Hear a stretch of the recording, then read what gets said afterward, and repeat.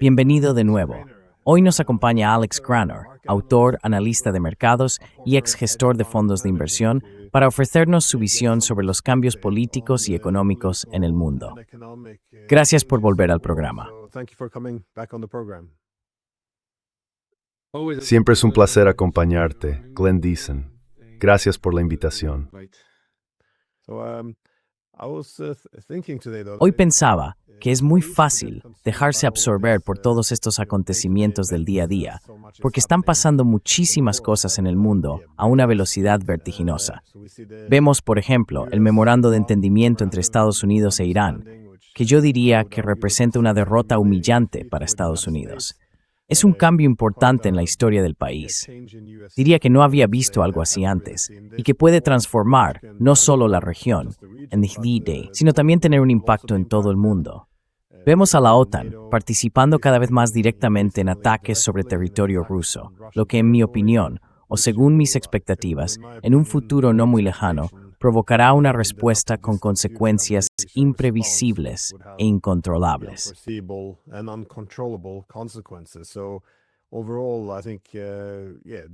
En general, creo que sí, que el cambio en el orden mundial ahora es bastante evidente. Es decir, la antigua era posterior a la Guerra Fría, o ya sabes, la era hegemónica, liderada por Estados Unidos bajo el estandarte de la democracia liberal, ha desaparecido claramente. Y ahora tenemos todos estos otros conflictos. Me preguntaba, ¿cómo ves la interconexión entre esta guerra contra Irán, la guerra contra Rusia y la guerra económica contra China?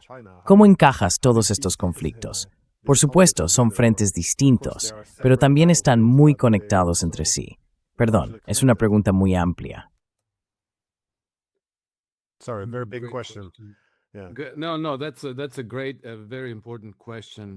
No, esa es una pregunta muy buena y muy importante. Y no quiero sonar repetitivo, pero creo que siempre tenemos que ver todos estos conflictos en el mundo como un choque entre dos sistemas de gobierno. Sí, creo que eso está claro y es lo que hace que la guerra entre Estados Unidos e Israel contra Irán, la guerra entre Ucrania y Rusia, y las tensiones internas en países europeos, en el Reino Unido, en Estados Unidos, en Canadá, en Australia, formen parte del mismo conflicto. Y esos dos sistemas de gobierno son básicamente el imperio colonialista occidental con sus estructuras de poder frente a todos los demás. Y pienso que cuanto más avanza este conflicto, más evidente se hace que en realidad las conexiones, como mencionabas, son muy profundas, mucho más de lo que sabíamos. Y bueno, hace 3 días vimos cómo Robert Lowe publicó su investigación sobre las violaciones en grupo en el Reino Unido.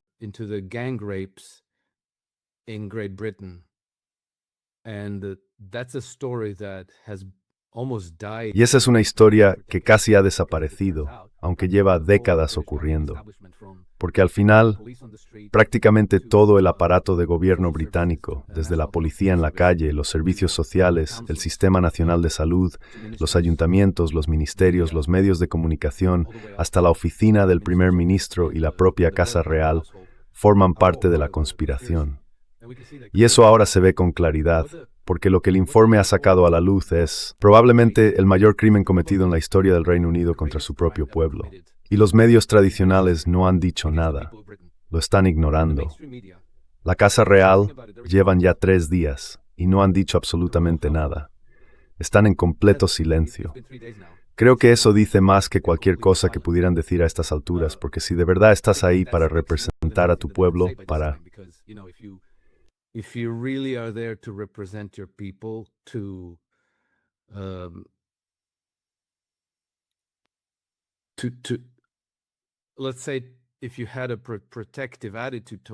Digamos que si tuvieras una actitud protectora hacia tu gente, estarías ahí fuera, indignado, pero ni un sonido.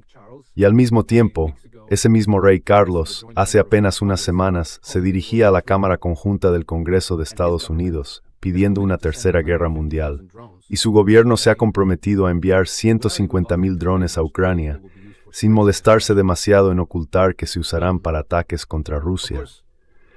Por supuesto, no debería señalar solo al Reino Unido, aunque ellos han sido, probablemente, si uses mertavel de los anillos, de todo el imperio pevoquerix unionista occidental. Western colonialist empire. But Pero todo esto, la podredumbre ha afectado a gran parte del mundo, pero especialmente a Occidente. Porque, a ver, si hablamos de las violaciones en grupo, que puede parecer que no tienen nada que ver con la guerra en Irán o con el memorando de entendimiento, en realidad todo está conectado. Los mismos problemas que tiene el Reino Unido con estas violaciones en grupo también se ven en países como Francia, Bélgica, Alemania, Suecia, Noruega, Islandia o Irlanda. Y el patrón es prácticamente idéntico. Hay bandas de migrantes cometiendo violaciones a una escala enorme, y la reacción de los gobiernos es exactamente la misma. Acusar de delito de odio a cualquiera que diga algo. Responder de forma cada vez más autoritaria para reprimir ese supuesto delito de odio, castigar a las víctimas, ser extremadamente indulgentes con los agresores, protegerlos y garantizarles el anonimato. Protecting them, providing them anonymity, and it goes on and on. And Y esto sigue y sigue.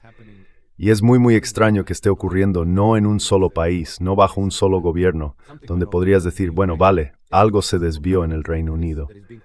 No, es todo el sistema de gobernanza el que se está copiando y pegando por todas partes, y tiene la misma respuesta.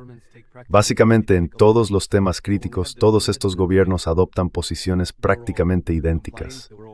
Cuando tuvimos la pandemia, todos cumplían, todos imponían el cumplimiento. Cuando estalló la guerra entre Rusia y Ucrania, misma respuesta, mismo bando, la misma tolerancia hacia el genocidio en Gaza, Cisjordania, Líbano, exactamente la misma postura, la misma respuesta frente al crimen organizado en Gaza, la misma respuesta ante la guerra entre Estados Unidos e Irán.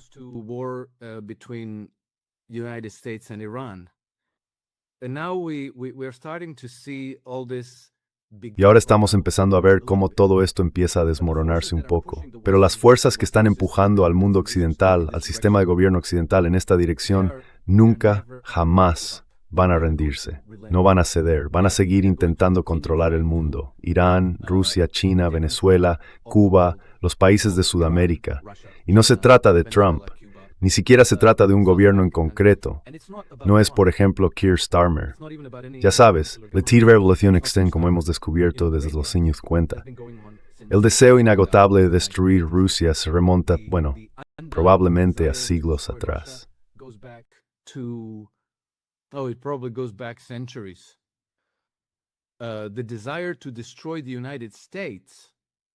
El deseo de destruir a Estados Unidos se remonta prácticamente a los inicios de la República Americana.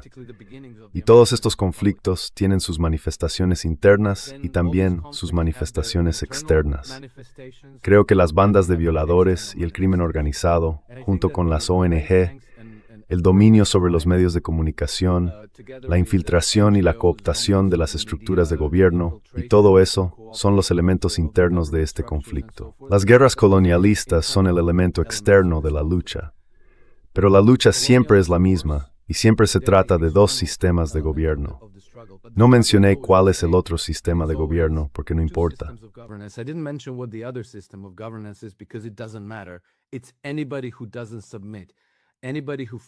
Cualquiera que no se someta, cualquiera que no obedezca. Y el objetivo final es crear un orden mundial único, o como queramos llamarlo, un orden global basado en reglas, o una pax judaica, o una pax americana, o lo que sea. Pero todos tienen que someterse, todos tienen que cumplir, todos tienen que obedecer. Y quien no lo haga es cancelado, sufre un asesinato de reputación o incluso un asesinato físico, sanciones, aislamiento, demonización o ataques militares. Y creo que la lógica de este conflicto ha llegado a un punto en el que no creo que vaya a detenerse hasta la derrota definitiva de uno u otro bando.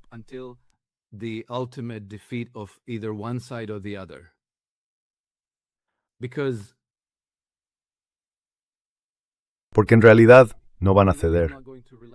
Y bueno, se puede ver el ejemplo de Irán. Irán lleva décadas en el punto de mira. Siguen intentándolo. No hay ningún momento en el que digan algo como, vale, supongo que eso no funcionó, así que hagamos las paces y seamos amables con los iraníes. Y si quieren aprovechar sus 35 billones de dólares en recursos naturales y desarrollar su economía y su sociedad a su manera, pues deberíamos dejarles hacerlo, ¿no? Ronald Reagan bombardeó Libia en 1986. Gaddafi revivió. Gaddafi survived, Gaddafi's government survived. Did they give up trying to destroy Libya? No, they didn't. Ultimately, ¿Renunciaron a intentar destruir Libia?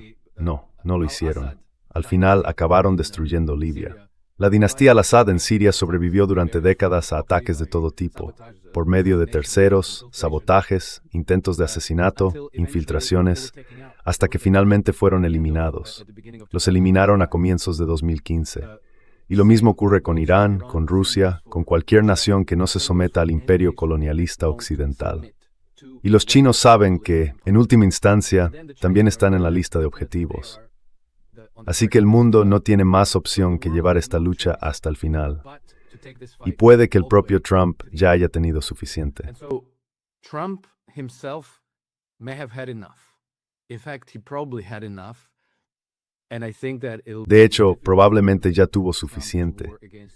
Y creo que les resultará difícil empujar a Trump otra vez hacia una guerra contra Irán, aunque ahora circula información en el espacio mediático que dice que, en realidad, la razón por la que Trump aceptó esta derrota tan humillante de un memorando de entendimiento es porque solo quieren ganar tiempo, como pasó con los acuerdos de Minsk, hasta la próxima oportunidad.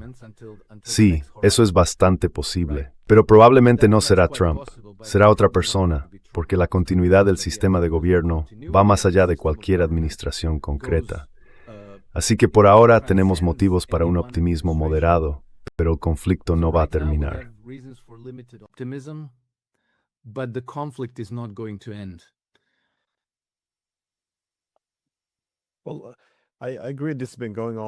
Bueno, estoy de acuerdo en que esto lleva ocurriendo bastante tiempo, pero hay que decir que en los años 90 y después, la hegemonía liberal parecía estable, es decir, tenía una concentración de poder estable, que no se cuestionaba.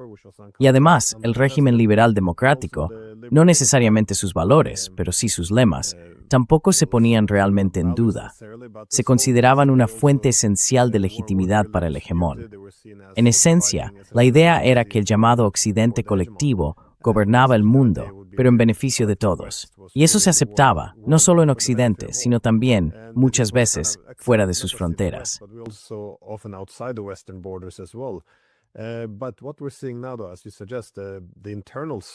Pero lo que estamos viendo ahora, como tú dices, esa lucha interna, creo que es un componente tan importante como las guerras en el extranjero.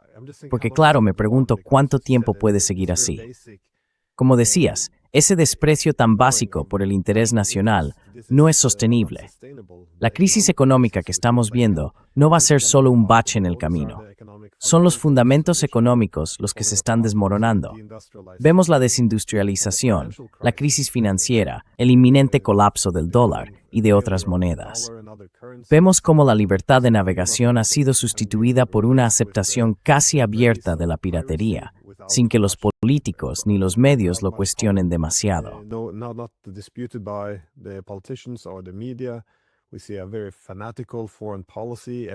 Vemos una política exterior muy fanática. Todo se reduce a el bien contra el mal. Siempre estamos luchando contra un nuevo Hitler. Hemos aceptado este estado de guerra permanente. Y por lo visto, no tenemos problema en abrazar al ISIS en Siria. Podemos condenar o intentar legitimar cuando esos fanáticos masacran a civiles. Podemos incluso abrazar a fascistas. Hay gente que abiertamente hace referencias favorables a Hitler, lleva símbolos fascistas y su primer instinto es justificarlo. Como decías, desde la propia realeza británica se hacen, con total naturalidad, llamamientos a una tercera guerra mundial. Ya no hay miedo a una guerra nuclear. Se descarta como si nada, diciendo que es moral ignorar ese miedo porque se trata de un chantaje nuclear.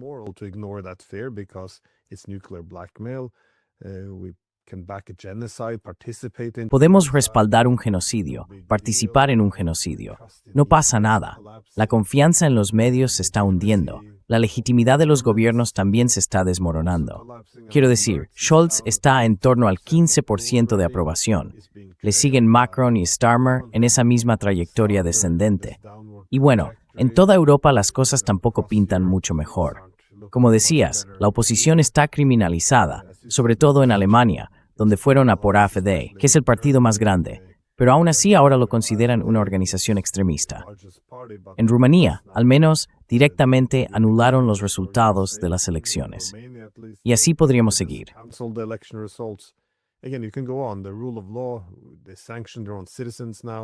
El Estado de Derecho. Ahora sancionan a sus propios ciudadanos. La disidencia se aplasta. Esa propaganda abrumadora y asfixiante no se detiene. Da la sensación de que, en fin, para resumir, no se trata solo de la hegemonía, sino que, a medida que también se derrumba la legitimidad, algo está ocurriendo dentro de la sociedad. Si tuvieras que evaluar la sostenibilidad, y teniendo en cuenta que tu formación es sobre todo económica, ¿cómo lo ves? ¿Qué crees que se romperá primero, la sostenibilidad económica o el aspecto político? Quiero decir, esto no va a funcionar. O todo acabará en una derrota o en un desenlace militar.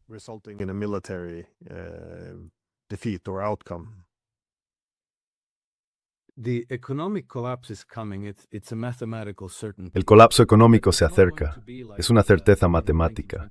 Pero no va a ser, como, ya sabes, el de 1929 en Estados Unidos y la depresión de los años 30. Va a ser más bien un colapso de una recesión, con estanflación, con niveles de inflación que se aceleran, así que el dinero va a volverse cada vez más y más inútil. Eso va a agravar la crisis del coste de la vida en todo el mundo occidental. Bueno, probablemente no en todo el mundo, pero sí en gran parte.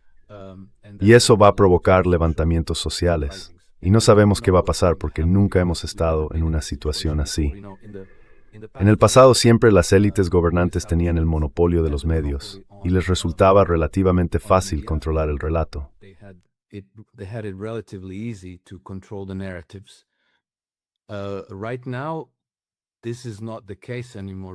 Ahora mismo ya no es así, porque tenemos Internet, tenemos las redes sociales, tenemos este tipo de conversaciones, los podcasts. Hay muchísima gente produciendo contenido de una calidad excelente que está movilizando a la opinión pública y animando a otros a investigar cada detalle de la crisis en la que estamos. Y se ve claramente que quienes están en el poder están desesperados por redirigir esa rabia hacia un enemigo externo. Así que, el día antes de que se publicara la investigación de Rupert Lowe, vimos a comandos del SAS británico abordar un petrolero ruso en el Canal de la Mancha, algo completamente ilegal. No hay manera de justificar eso dentro de ninguna norma del derecho internacional, ni del derecho marítimo, ni de las convenciones de la ONU.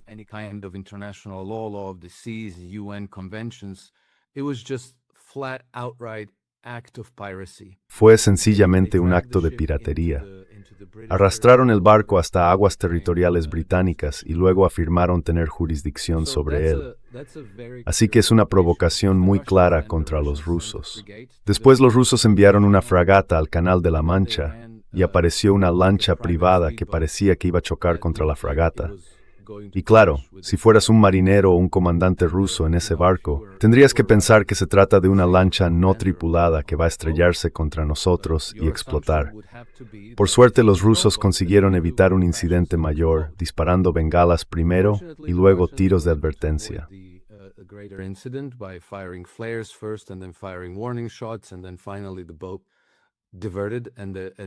Y al final, el barco cambió de rumbo y no pasó nada.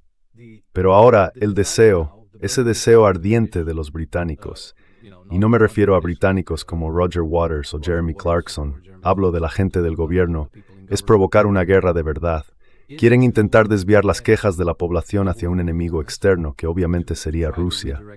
Así que cuando no ocurrió nada realmente en el Canal de la Mancha, ni en el mar, hicieron que los ucranianos organizaran el mayor ataque con drones jamás visto contra Moscú.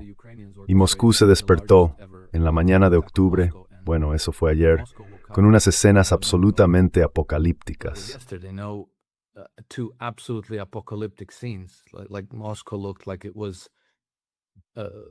Moscú parecía como si hubiera sido bombardeada por los aliados. Así que hay intentos claros de orquestar una guerra, porque es la mejor manera posible de desviar la atención de una crisis interna. Cuando el dinero se hunde, cuando no hay comida en los estantes, cuando no hay medicinas en las farmacias, cuando la gente no puede conseguir una cita con el médico, y así sucesivamente. Bueno, se culpa de todo a Rusia. Y se agita el tambor del patriotismo para que todos los jóvenes, en lugar de organizar una revolución en casa, acaben siendo enviados a una matanza a gran escala en el frente oriental. Esto ya se hizo en la Primera Guerra Mundial, y estoy convencido de que fue algo deliberado, porque se ha convertido en una especie de idea repetida para... Because, it's become a kind of a meme to para burlarse de los generales de la Primera Guerra Mundial por su incompetencia. Ya sabes, es casi un hecho cultural. Lo ves en las series, en las películas, en todas partes. Generales que no entendieron que el mundo había cambiado, que el enemigo tenía ametralladoras y demás, y que enviaban oleada tras oleada de hombres a una muerte segura sin una razón aparente. Pero nadie se preguntó, ¿fue esto deliberado? Y si examinas la vida y la obra del general Sir Douglas Haig, te das cuenta de que casi con toda seguridad lo fue. Aquel hombre sabía exactamente lo que hacía, pero fue responsable de hasta 2 millones de soldados británicos muertos, hombres en edad militar. Es más fácil deshacerse de ellos en un campo de batalla extranjero que tenerlos en casa empezando a hacer preguntas. Oye, ¿por qué nuestras hijas y nuestras mujeres están siendo violadas y nadie hace nada al respecto?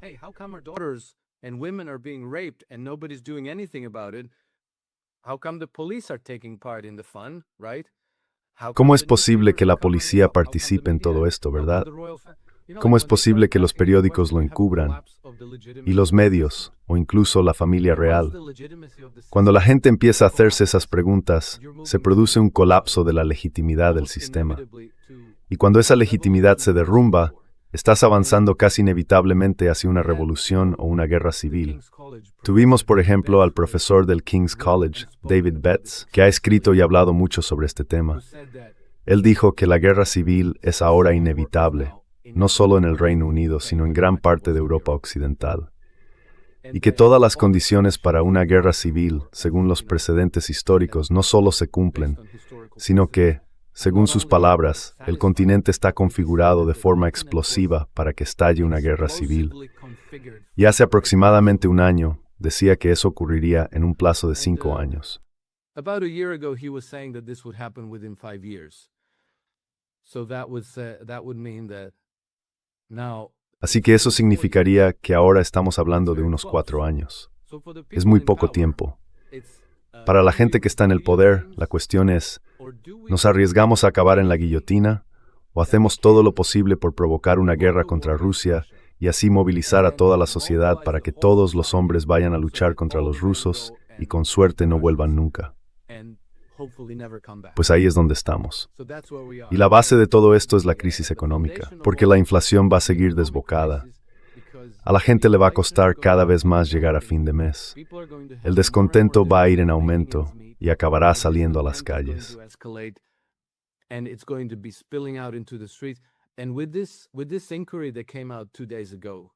Y con esta investigación que salió hace 2 días, Glenn, ya no se puede negar más. El poder establecido es el enemigo. Hasta ahora mantenían esa narrativa de que si hablabas de las bandas de abusadores, eras racista. Decían cosas como que la mayoría de las violaciones las cometen hombres blancos. Lo decían en serio. Pero ahora creo que esa presa se ha roto.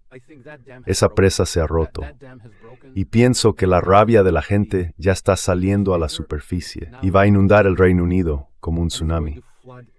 Y no solo el Reino Unido, porque lo mismo, quizá a una escala algo menor, está ocurriendo en Noruega, en Suecia, en Bélgica, en Francia, en Alemania, en muchos países. Así que nos enfrentamos a un futuro cercano de un descontento profundo y generalizado.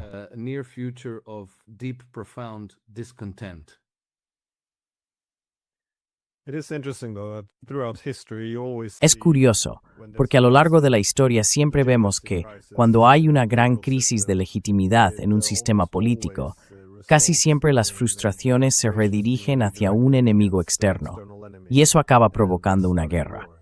Sin embargo, cuando ocurre en la actualidad, suele descartarse como una teoría conspirativa o una locura de la derecha. Pero si uno se detiene un momento y observa lo que está pasando en un contexto histórico más amplio, como decías, también entrevisté a David Betts en este canal, y él está siguiendo la historia de las guerras civiles, analizando lo que ocurre dentro de la sociedad. Y se puede decir, bueno, esto claramente está pasando aquí.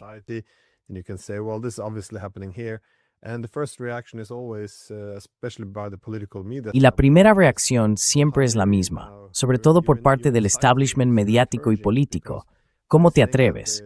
Ahora resulta que estás incitando, que estás fomentando algo, porque al decir que las autoridades son ilegítimas, estás difundiendo esa idea. Es increíble que no haya espacio para hablar de lo que realmente está pasando en la sociedad, porque como decías, ya no se puede negar. La crisis económica, la crisis de legitimidad, la mala gestión, las políticas exteriores irresponsables, las mentiras sobre por qué fueron a la guerra con Irán, con Rusia y probablemente también con China en el futuro. Todo eso ya ha quedado al descubierto, y aún así no hay espacio para reconocer las críticas.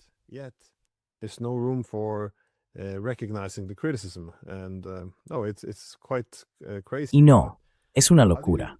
Pero dime, ¿cómo lo ves tú? Porque eso que mencionabas del bombardeo de Moscú es algo que de verdad no puedo entender. Quiero decir, tenemos a todos estos países occidentales presumiendo, mostrando cada día cuántos drones están fabricando, cómo están ayudando con la inteligencia, localizando objetivos, animando a que haya ataques más profundos dentro de Rusia. Ese es su objetivo. Van a tener más ataques de largo alcance. Van a producir en masa esas armas para golpear a Rusia.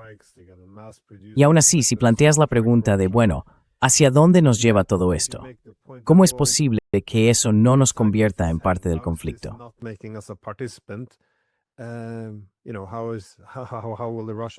A ver, ¿cómo van a ser los rusos incapaces de tomar represalias contra Occidente? Porque sinceramente esto no funciona. No hay nada. Normalmente oyes algunos cánticos diciendo que Rusia se lo merece o que deberían haberlo pensado antes, ya sabes, que salgan de Ucrania. Pero nadie aborda la cuestión de fondo. Es decir, ¿cómo es que esto no nos convierte en parte del conflicto? ¿Y hasta qué punto se vuelve imposible que Rusia no responda? Me parece que el instinto de supervivencia, en fin, estamos rozando el cero. Parece que no queda sentido común, solo consignas emocionales. Y ya sabes, todo el mundo debería unirse en torno al odio. No sé,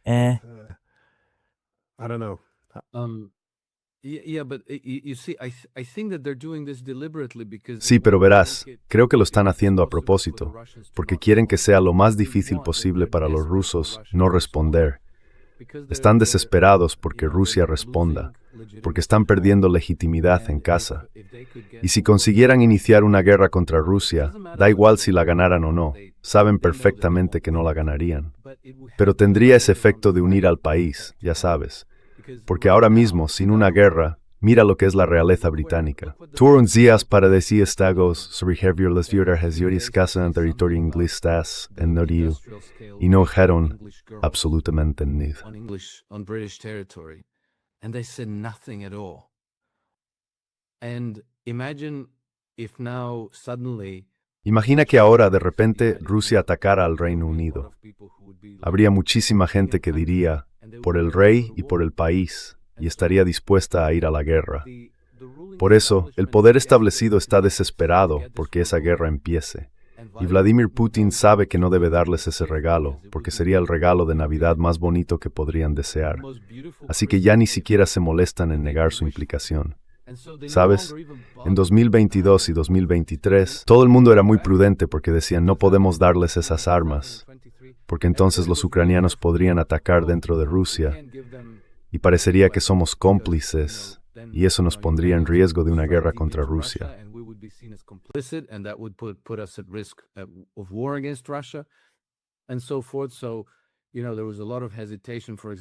Sabes, hubo mucha reticencia, por ejemplo, a entregarles los cazas F-16 porque son capaces de portar armas nucleares.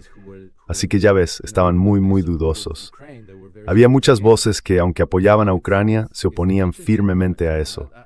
Ahora estamos en el momento de tirar la casa por la ventana. Todo fuera, da igual. Prácticamente lo están anunciando. Somos nosotros, somos nosotros. Mirad, lo estamos haciendo. Los ucranianos solo aprietan el gatillo, pero lo hacemos nosotros. Nosotros lo planificamos. El Reino Unido, Keir Starmer fue a Ucrania en enero de 2025, justo antes de la investidura de Donald Trump, y firmó un acuerdo de asociación de 100 años con Ucrania.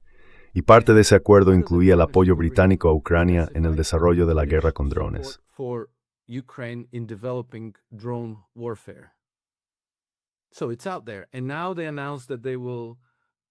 Así que ahí está. Y ahora han anunciado que de hecho tú lo tuiteaste esta mañana o ayer, que van a suministrar 150,000 drones a Ucrania, con la clara intención de que los use para atacar a Rusia. Entonces, ya sabes, si yo estoy disparando a alguien y tú me traes las balas y todo lo que necesito para matarlo, eres completamente cómplice.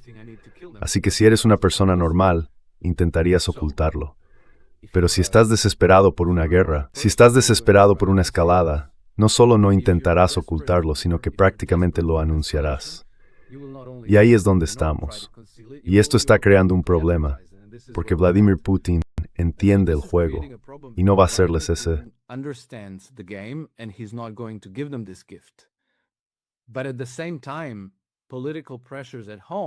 Pero al mismo tiempo, las presiones políticas dentro de Rusia están aumentando hasta el punto de que puede que Vladimir Putin no sea capaz de contener lo que se viene encima, esa avalancha que está por llegar. Porque hay mucha gente diciendo, tenemos que darles una lección, vamos a lanzar una bomba nuclear sobre Alemania, como sugiere Karaganov. Y eso es justo lo que Occidente espera desesperadamente que ocurra. Podrían incluso forzar la mano de Putin en ese sentido, porque si esos ataques con drones, como los que vimos ayer, se repiten una y otra vez, Rusia no puede quedarse de brazos cruzados. Así que ahora mismo estamos en una situación muy, muy peligrosa. La guerra, la escalada hacia una tercera guerra mundial, está siendo provocada por nuestros propios líderes. Los Merz, los Macron, los Starmer de este mundo, y también Mark Carney, no nos olvidemos de él.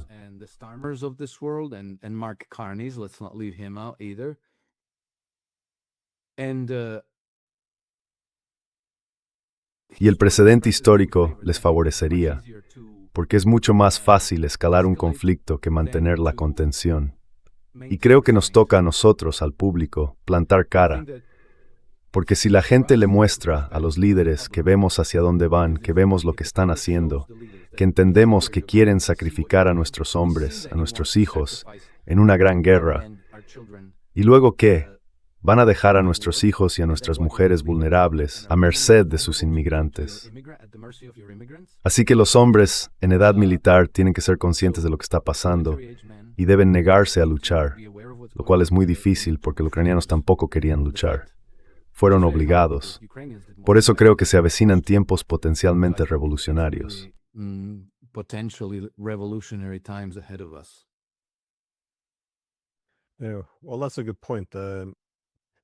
Bueno, es un buen punto. Quiero decir, la población ahora mismo no quiere luchar, por ejemplo, contra Rusia o China, Irán o quien sea, pero eso puede cambiar en cuanto llegue la represalia rusa, creo yo. Es decir, como decías, con los ucranianos. La gente suele olvidar que, desde el 91 hasta 2014, solo una minoría muy pequeña de ucranianos quería formar parte de la OTAN. En todas las encuestas se veía que, si tenían la oportunidad de elegir una alianza de seguridad, ¿cuál elegirían?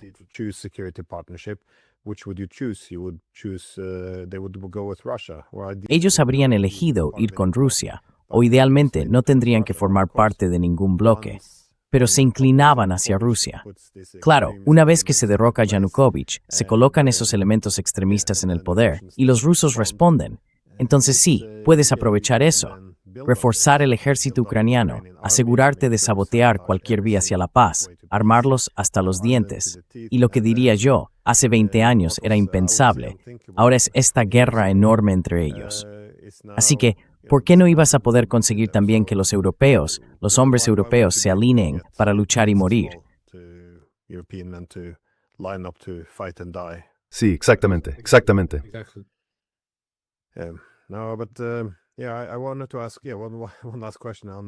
Quería hacer una última pregunta, no sobre Rusia, sino sobre cómo, bueno, no del todo ajena.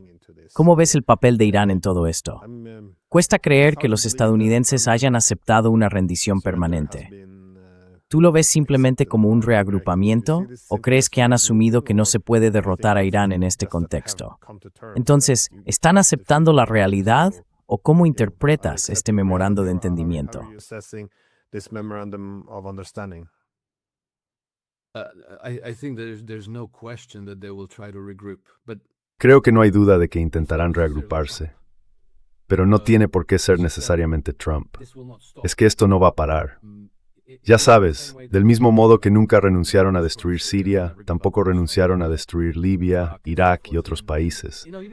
Y bueno, incluso después de retirarse de Afganistán, ha habido muchos comentarios desde, digamos, el propio estamento gobernante, diciendo que tendremos que volver a Afganistán. Incluso Trump, en los primeros años de su mandato, sugirió que quería recuperar la base de Bagram. Y justo después de la retirada, Leon Panetta salió en televisión, en una entrevista, creo que fue en 60 Minutes o en algún programa parecido, y dijo algo así como que en algún momento tendremos que volver a Afganistán. To Afghanistan. So there's no question that they're going to regroup and No hay duda de que van a reagruparse, y quizá no ocurra mientras Trump esté en el poder. Pero sea cual sea la fuerza en la sociedad, sea cual sea el mecanismo que al final se adueña del gobierno y lo obliga a trabajar para los cárteles bancarios, a movilizar a la sociedad para guerras coloniales, ese mecanismo sigue ahí. Por ejemplo, en el caso concreto de Irán, vimos que Irán ha estado en el punto de mira para un cambio de régimen desde los atentados del 11 de septiembre, ¿verdad?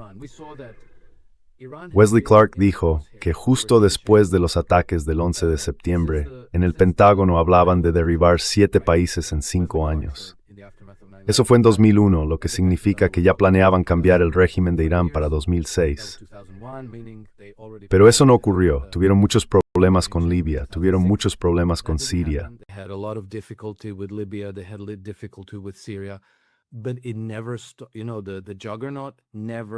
Pero nunca, ese gigante nunca se detuvo, no cedió, y ahora ha ido a por Irán. Haber perdido la primera guerra no significa que no vayan a empezar otra.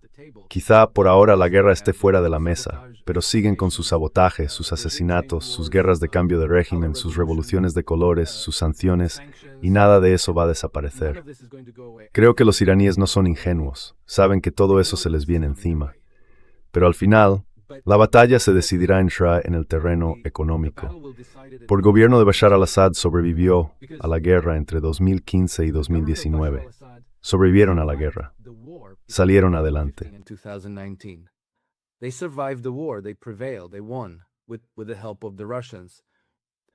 Ganaron con la ayuda de los rusos, pero el país quedó destrozado por las sanciones económicas. La economía se vino abajo, y ahora la sociedad se vuelve muy vulnerable, muy permeable a los intereses extranjeros, que pueden infiltrarse con maletines llenos de dinero.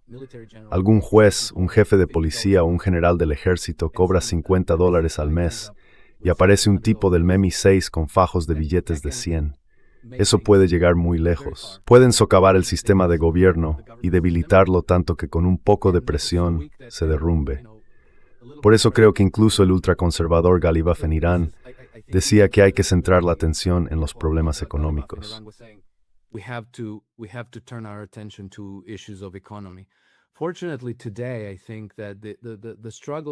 Afortunadamente, hoy creo que la lucha es lo bastante visible y lo bastante crítica como para que los chinos y los rusos entiendan todo esto y que ayuden a Irán en todo lo que puedan para asegurarse de que la economía iraní respire, que se desarrolle, que la gente viva bien, con el fin de evitar que el gobierno iraní caiga en manos del imperio colonialista occidental. Pero los actores de ese imperio colonialista, su lucha, este conflicto, también es existencial para ellos. No saben hacer otra cosa que colonizar partes del mundo, convertir su riqueza en flujos financieros hacia sus grandes bancos en Wall Street, en la City de Londres y en París, y manipular los sistemas políticos de todos los países occidentales para que participen en estas guerras. Así que eso no va a detenerse. Into fighting these wars. So that's not going to stop. I'm optimistic that Iran will. Soy optimista. Creo que Irán va a salir adelante, que el gobierno iraní va a sobrevivir a esto y que muy probablemente la administración Trump ha perdido el apetito por la guerra. Puede que, ya sabes, hagan algo en ese sentido. Lo que yo veo es que probablemente van a sabotear la aplicación de cualquier acuerdo. Dirán algo como: sí, claro, el fondo de 300.000 millones para la reconstrucción y el desarrollo de Irán. Bueno, hay muchos obstáculos, problemas legales, y no podemos levantar las sanciones así como así. En resumen, van a ir dándoles largas todo lo que puedan.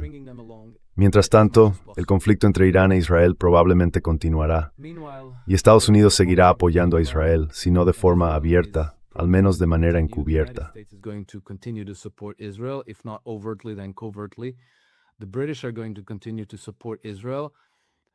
Los británicos van a seguir apoyando a Israel, pero creo que durante este periodo intermedio, el equilibrio de fuerzas va a estar a favor de Irán y en contra de Israel. El resultado final de todo esto va a depender de cuestiones económicas, y va a depender también de si los iraníes son capaces de desarrollar su economía y ofrecer un nivel razonable de prosperidad a su población a pesar de las sanciones que van a continuar. Algunas se levantarán, sí, pero a veces las jurisdicciones occidentales suspenden sanciones contra ciertos países, y aún así, las instituciones encargadas de aplicarlas siguen haciéndolo. Implementing the sanctions, they continue to implement them. So the Iranians are going to still find it very difficult to export. Los iraníes van a seguir teniendo muchas dificultades para exportar petróleo a cualquier país que no sea China o aquellos que acepten pagos en yuanes chinos. Así que eso va a continuar. El resultado, en gran medida, va a depender de la capacidad de China, Rusia y otros países del grupo BRICS para comerciar con Irán y permitir que la economía iraní se desarrolle. En cuanto a las jurisdicciones occidentales, no tengo ninguna duda de que seguirán con su enfoque colonialista y agresivo para gobernar el mundo, y que intentarán reagruparse, quizá recuperar valor y determinación, atacando objetivos más débiles, como Cuba. Así que esto va a ser un conflicto generacional, sin ninguna duda.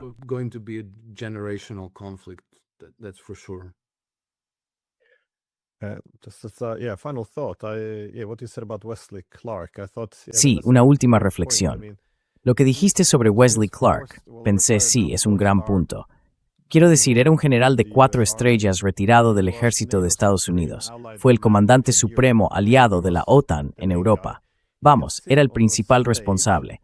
Puede subirse a un escenario y decirle al público que tenía un documento del Pentágono en el que se afirmaba que efectivamente el plan era eliminar 7 países en 5 años.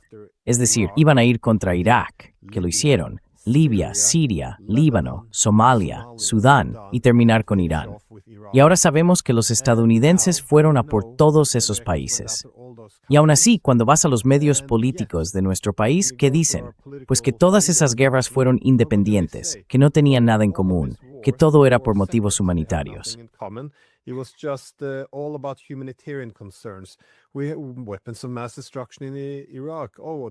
Tenemos armas de destrucción masiva en Irak. Las preocupaciones humanitarias que tuvimos en Libia, porque claro, nuestras élites políticas tienen un corazón que sangra por los libios o por los sirios. O ahora ya sabes, las pobres chicas en Irán que hay que liberar del régimen. Quiero decir, está todo ahí delante de tus ojos, y aún así no afecta en nada al relato. Y creo que pasa lo mismo con la guerra de Ucrania. Quiero decir, el director de la CIA, William Burns, no solo tenía ese cable filtrado, sino que además lo publicó en su propio libro, explicando cómo advirtió exactamente lo que acabaría ocurriendo. Es decir, advirtió que si la OTAN intentaba atraer a Ucrania a su órbita, pasaría lo previsible.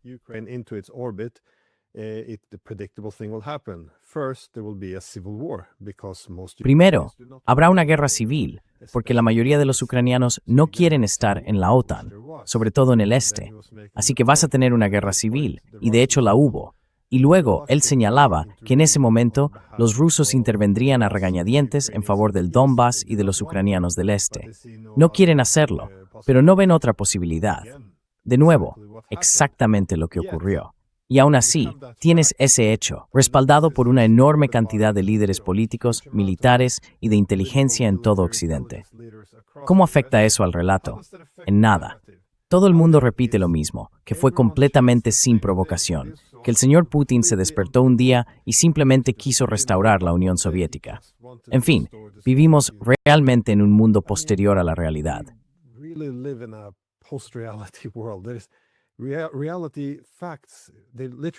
La realidad, los hechos, ya no tienen ningún impacto en las narrativas. Quiero decir, todo esto se vende como, esto es por nuestro interés, esto es por lo que tenemos que luchar y morir. Y claro, la guinda del pastel es que se presenta como si todo fuera para ayudar a los ucranianos, a quienes la OTAN ha traicionado una y otra vez, ignorado una y otra vez durante, bueno, no solo los últimos 12 años, sino diría que los últimos 22. Es realmente extraordinario. Y aún así, cuando uno plantea esto, enseguida lo meten en la categoría de, esos son argumentos del Kremlin o teorías conspirativas.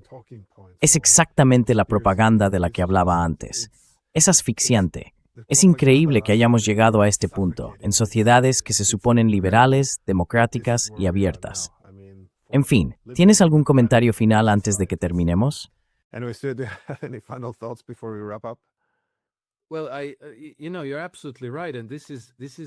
Bueno, sí, tienes toda la razón. Y quizá ahí esté precisamente el núcleo del problema. Creo que Vladimir Putin tenía bastante razón al llamar a Occidente el imperio de las mentiras, porque realmente lo es. Porque como decías, los casos que has mencionado muestran lo difícil que es convencer a alguien cuando su sueldo depende de no entender algo. Así que tenemos estructuras de gobierno llenas de personas a las que se les paga por no comprender cosas básicas. Y aunque las entiendan, las rechazan, porque no podrían seguir sirviendo a este sistema si aceptaran la verdad.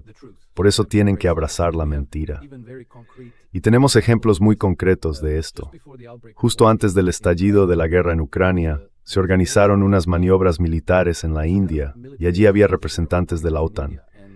Uno de ellos era un almirante alemán de la Marina, el almirante Kai Achim Schönbach. Admiral Kai Achim Schönbaum. And there's a video of this discussion. Y hay un video de esa conversación en una gran mesa redonda con otros altos mandos militares, incluidos indios. En relación con la crisis en Ucrania, que estaba a punto de estallar en una guerra, él decía que la solución más económica a esa crisis era simplemente reconocer y respetar las preocupaciones de seguridad de Rusia, abordarlas y buscar una forma de llegar a un acuerdo con los rusos que respondiera a sus legítimas inquietudes de seguridad. Su carrera terminó ese mismo día. Lo despidieron de inmediato. Intentó rectificar, pero no, estaba fuera. Y la persona que lo sustituya será alguien que diga sí a la guerra, un nacionalista agresivo, que perpetúe las mentiras y que entienda perfectamente que si comete el error de reconocer la verdad y la realidad, también estará fuera.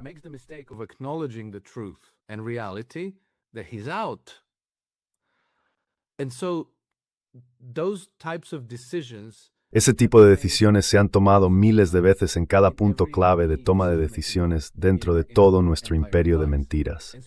Y cada uno de esos puntos está ocupado por personas de ese perfil, políticos, generales, jueces, policías, agentes de inteligencia y así sucesivamente. Y así acabas teniendo como presidenta de la Unión Europea a Ursula von der Leyen. Tienes una comisaria de política exterior, Kaja Kallas, cuya única cualificación en la vida, creo yo, es una rusofobia rabiosa e incurable. Y todo nuestro sistema funciona así. Pero creo que la parte alentadora es que esa capa superior es muy, muy fina. Debajo de la superficie, la gente está despertando y empieza a entender lo que está pasando. Ahora bien, está por ver si serán capaces de hacer con las poblaciones europeas lo mismo que hicieron con Ucrania. Ya sabes, enviar a los hombres en edad militar a la guerra en contra de su voluntad. Military-age men to war against their will. And that I think we have to Y creo que tenemos que oponernos a eso con todo lo que tengamos, porque es la diferencia entre la paz y la guerra. Es la diferencia entre tener a tus hijos vivos en casa o tenerlos bajo la bandera de tu país, como les ocurre ahora a cientos de miles, quizá más de 1 millón de padres ucranianos. De eso trata este conflicto ahora, directamente, para cada persona que vive en Occidente, incluidos los Estados Unidos. Puede que los estadounidenses no participen en una guerra contra Ucrania, pero las mismas estructuras de poder están haciendo los mismos preparativos para enfrentarse a China, tarde o temprano. Trump no quiere hacerlo, pero después de Trump habrá otra persona en el poder, quizá alguien como Anthony Blinken o Jake Sullivan, alguien así. Some Anthony Blinken or Jake Sullivan, somebody like that.